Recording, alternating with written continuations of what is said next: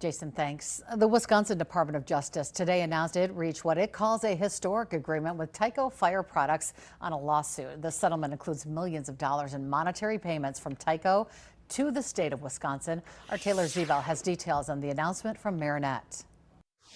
This payment in and of itself is one of the largest settlement amounts that the Department of Justice has ever recovered in an environmental enforcement action.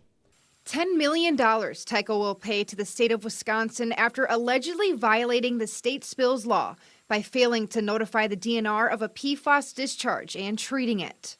This settlement is receiving critical feedback from those in neighboring communities. I support attorney call generally. I am disappointed in this outcome. I don't see the components that are that significantly different to what we've been living with over the last several years. Tyco will provide deep drinking water wells in the agreed upon areas in Marinette. Cindy Boyle lives in Peshtigo and says her community is feeling the impacts of PFAS contamination. She argues that's why this resolution should cover more people. I'm pretty disappointed, and I understand that it's complicated. I understand all too well that this is a grind and a very, very slow process. I've lived it for 8 years.